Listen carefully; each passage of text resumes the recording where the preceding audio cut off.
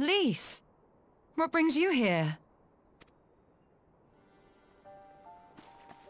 Oh, Alliance business. We have a request for Doma. Well, Hien. But that can wait.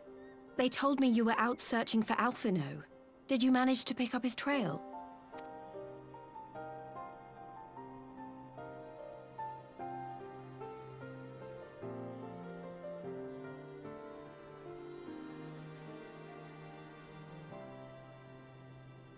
Well, if he wasn't at the crash site, he might still have escaped. We have to keep searching. And we will. Alphino embarked on this journey as an emissary of Doma, and I hold myself responsible for his safe return. I will have our shinobi in the provinces search for him as a matter of urgency.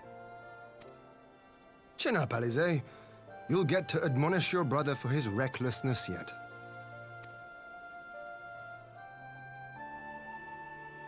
Well, someone has to do it. I'm sure he's going to be fine. There is one thing I'm not sure about, though. You said it was the Emperor's personal guard that attacked Alphino's airship. But the Popularis would never have been able to arrange the prisoner exchange without Varus's blessing. So why would he sabotage his own mission? They may not have been acting on Varus's orders. The guard answer not only to him, but to his family, the Crown Prince included. When Yotsuyu summoned Tsukuyomi, Asahi was quick to proclaim that a dormant citizen had violated the terms of our agreement, that the negotiations had failed. And it is this version of events that is now being repeated across Garlemald. To hear the tale, one would think the prisoner exchange never took place.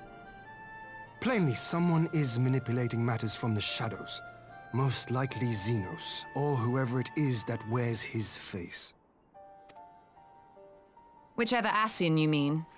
We all know the nature of our adversary. The servants of chaos are true to their name. Their meddling has cost Doma a chance at peace. Whoever it was that loosed his personal guard, the Emperor cannot be ignorant of these developments. We must proceed on the assumption that our treaty is indeed in tatters.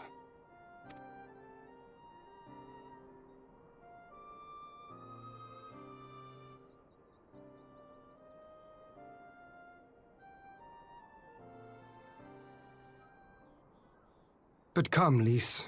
You have journeyed far. Let me hear your petition. Right. So the big news is that Alamigo has agreed to join the Eorzean Alliance. To make it official, and discuss where we all go from here, the leaders of the 5 nations are planning to hold a meeting, and we were hoping you might come too. We've already seen what we can achieve when we work together, and the Alliance hopes to work even more closely in future. They think it's our best hope of keeping the Garleans in check, and I agree.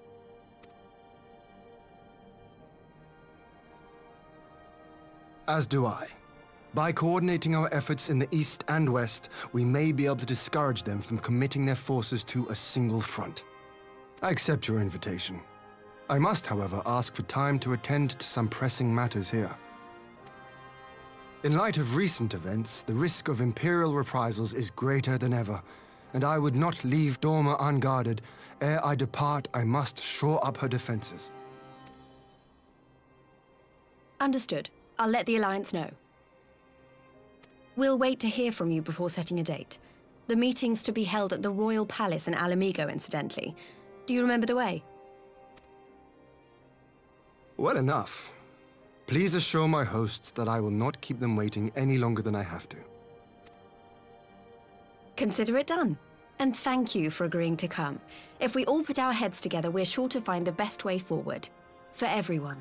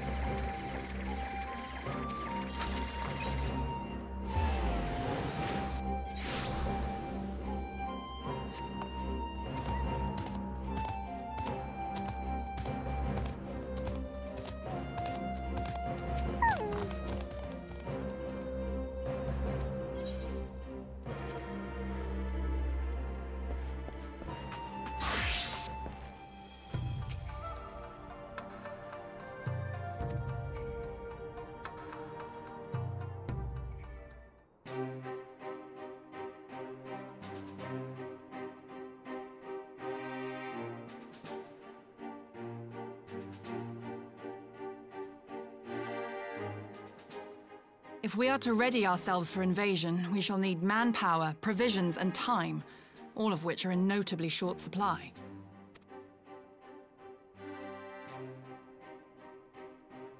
Candid as ever, you giddy, and correct, I concede. Fortunately, I have an idea. 'Tis plain no single nation can stand against the might of the Empire. And it was only with the aid of others that Dorma succeeded in winning her freedom. So, I mean to take a leaf out of our Eorzean friends' book and form an alliance of our own. In addition to those with whom we already share an understanding, I would reach out to Hingashi and Suinosato, and further afield to the myriad peoples of Nangsha and Dalmasca. I am under no illusion. Not all will answer the call. Yet disparate though we may be, we are united in our desire for freedom. If our neighbors could be made to see what is at stake, Ascian machinations and all, cooperation need not be so far-fetched a notion. It may even seem practical.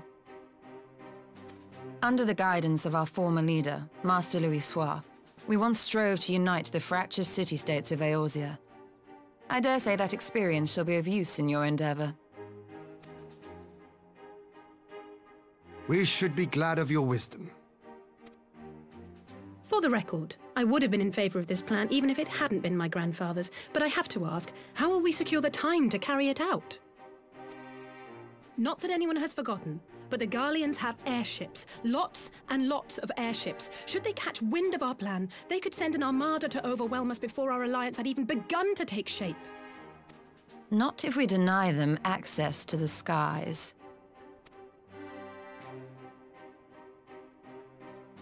During our time in the Burn, the Warrior of Light and I chanced upon some Allagan ruins. Oh? As such ruins go, they were not particularly unusual, but something about the surrounding land struck me as odd. Faint though it was, its ethereal residue was uncannily similar to that of Azizlar. Identical, in fact. For locations so far removed to share a single etheric signature is all but impossible. I conclude, therefore, that the Allagans created the floating continent with land taken from the Burn. While that is a most intriguing theory, I fail to see what relevance it has to Dorma's defense. Azizlar was enclosed in a powerful energy barrier, impenetrable even to an Agrias-class battleship. It occurred to me that those ruins may have enjoyed similar protection. I have no proof, but the Warrior of Light did report seeing a structure resembling other known Allagan field generators.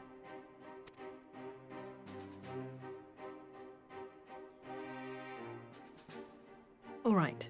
But even if we could put up such an energy barrier, it surely wouldn't extend beyond the limits of the Burn. So what's to stop the Garleans flying around it?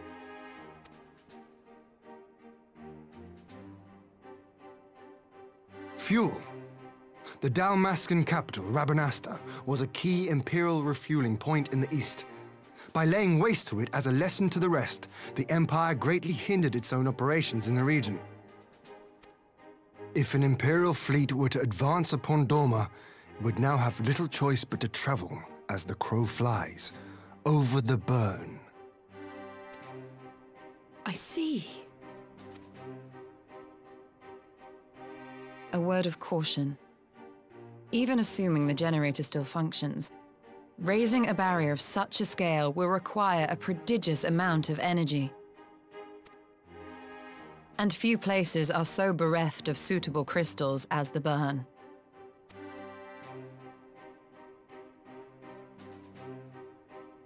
A source of energy. Tell me, did the Allagans make a habit of launching things into the sky?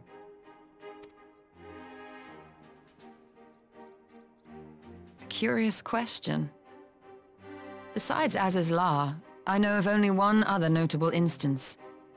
The Red Moon Dalamud, whose fall triggered the calamity. Just the 2 occasions, you say? Then I believe I may have a solution to our energy problem. You do? I may. To find out for sure, we would need to visit the Azim Steppe. Which would, I now see, present the perfect opportunity to discuss an alliance with the Zayla tribes. How very neat. What say you then? Shall we see whither this road leads?